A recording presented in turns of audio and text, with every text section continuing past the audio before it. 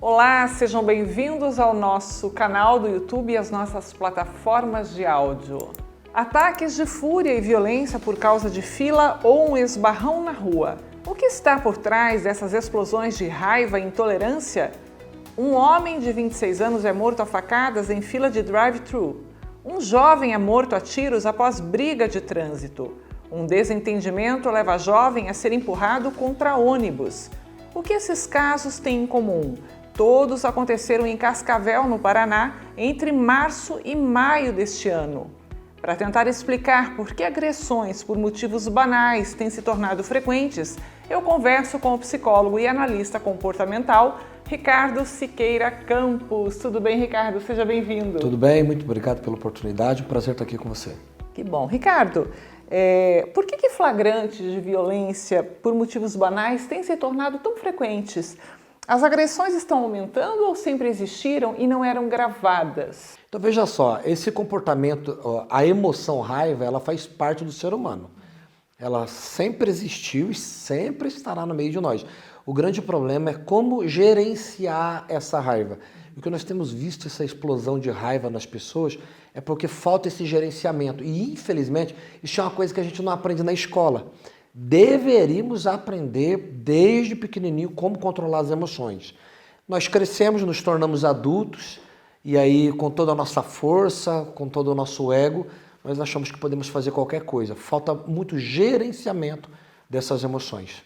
Você está falando, eu estou lembrando, eu fui dar uma palestra na Universidade do Tuiuti, em Curitiba, em maio, e eu falei exatamente isso para os acadêmicos de publicidade e também de jornalismo. Vocês saem da universidade sem saber gerenciar emoções e vocês trabalham com comunicação. Nós trabalhamos com comunicação. Então, quer dizer, e isso não é só para quem trabalha com comunicação, é para todo mundo, né? O que você falou é extremamente emblemático. Veja só, lá na comunicação, por exemplo, pode dar emoção, medo e a pessoa se atrapalhar. Na nossa sociedade, essa invasão talvez do outro, não saber entender o outro, revidar de maneira muito rápida o comportamento do outro, isso tem gerado catástrofes, assassinatos e por aí vai, né? Reação, né? Ricardo, tem um parâmetro para a ira, para a raiva? Ela pode ser saudável? O que diferencia? Qual que é o parâmetro para isso? Veja, nós temos 5 emoções básicas. Medo, alegria, tristeza, raiva e nojo. A raiva, ela faz parte também dos nossos mecanismos de defesa. Nós precisamos de raiva. Imagina só uma pessoa jogando um futebol ou sendo um praticante de esporte sem raiva, a raiva que a gente chama de raiva boa, ele simplesmente não vai conseguir desenvolver a sua prática esportiva.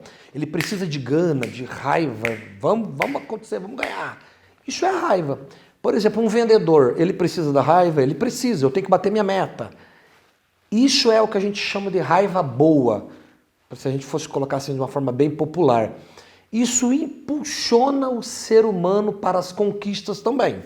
Vou dar um exemplo para você muito clássico, assim, que eu vejo muito acontecer em consultório. Uma pessoa que chega e está com um problema de obesidade muito grande. Geralmente ela usa a raiva para desfazer dela mesma. Ela deveria pegar aquela raiva e ficar com raiva contra aquela obesidade e não contra ela mesma. Quando a gente sabe trabalhar, gerenciar essa gestão, essa emoção, eu trago a emoção para o meu lado. Eu uso a força dessa emoção para o meu lado, para o meu bem. Por exemplo, quando eu estou chateado, eu vou treinar. Se eu estou chateado, eu treino mais forte ainda. Então eu usei a raiva para algo que é bom para mim. Quando eu pego a raiva e gerencio ela de maneira errada para atingir o outro ou para anular a mim mesmo e desfazer de mim mesmo, isso não é bom. Entendi. É o controle, né? Acho que o equilíbrio, né? A gente tem fazer a gestão dessa emoção, porque ela vem. Ela faz parte dos seus mecanismos de defesa. E você acha que a pandemia contribuiu para disparar esse gatilho de comportamentos agressivos? Ou isso é desculpa? Também, eu acredito que contribuiu também, porque veja só, nós tivemos um controle de governo, um controle de prefeitura, um controle do Estado sobre as pessoas, entendeu? Tem pessoa que aceita isso de boa, tem pessoa que não aceita, vai muito temperamento dessa pessoa. Direitos cerceados. Nossa, né? teve gente que perdeu o emprego, teve gente que ficou revoltada porque perdeu família inteira, perdeu vários parentes. Então, a pandemia contribuiu muito para isso, sim. Ricardo, existe um transtorno que faz a pessoa ter ataques de fúria com muita frequência, é o transtorno explosivo intermitente. Segundo o Instituto de Psiquiatria da USP, apenas uma pequena parte da população tem esse transtorno, né? Cerca de 3,1%. Tem tratamento? O que dá para fazer com relação a isso? Tem tratamento, sim. As pessoas que, para ser caracterizada com isso, ela tem que estar pelo menos 2 ataques de fúria na semana. Não é aquele descontrole emocional só, é aquela fúria além da conta, vamos dizer assim. Não era para tanto. E essa pessoa se arrepende muito depois porque ela sabe que aquela fúria foi desmedida, não era para tanto. Nós precisamos daí, você precisa fazer psicoterapia, você precisa entender quais são os gatilhos, qual é o ciclo que acontece antes de disparar essa emoção, porque lembre, pensamentos geram emoções e a emoção é um disparar de neurotransmissores, de hormônios no seu corpo que vai fazer você se comportar. Então, se você não entende como funciona todo esse sistema, provavelmente vai ser muito difícil você parar essa emoção. Porque como que eu vou parar as coisas sendo ativadas no seu organismo? Toda a sua fisiologia trabalhando. É muito difícil. Então a gente tem que antecipar isso. Quando você já vê a situação se desenhando, o pensamento começa a invadir a sua cabeça, você já tem que começar a questioná-lo. Quando você faz isso, você já vai colocando um freio, vamos dizer assim, na sua emoção, e você consegue fazer esse gerenciamento melhor.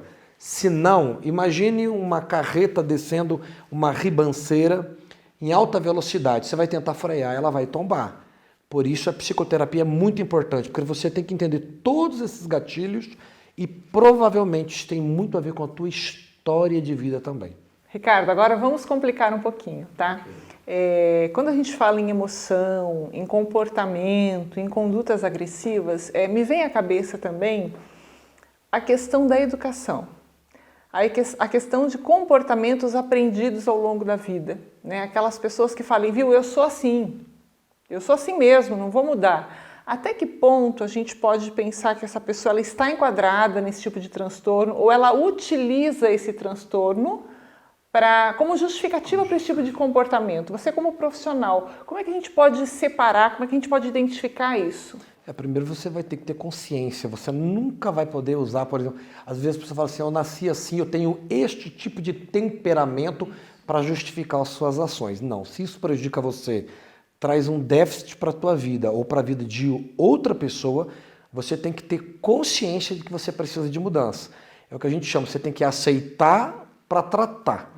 Se você não fizer isso, provavelmente você vai ser aquela pessoa que vai ficar insuportável, as pessoas vão se afastar de você e você vai continuar achando que você está certo.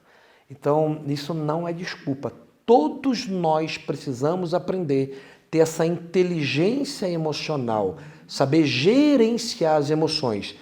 Todas as emoções são importantíssimas, inclusive a raiva. Mas se não saber usar ela, ela pode ser sua grande inimiga também. Muito bem. Olha, a Bíblia fala em Efésios 4, versículos 26 e 27, quando vocês ficarem irados, não pequem. Apaziguem a sua ira antes que o sol se ponha e não deem lugar ao diabo.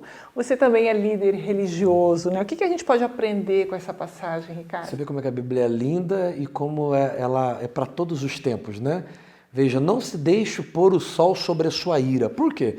Porque se você deixar virar para outro dia, essa ira vai aumentar, essa mágoa vai aumentar, porque uma pessoa irada, ela vai dormir, inclusive antes de dormir, vai estar lá assim, ó, um pensamento gerando outro pensamento, que gera outro pensamento e a raiva aumentando.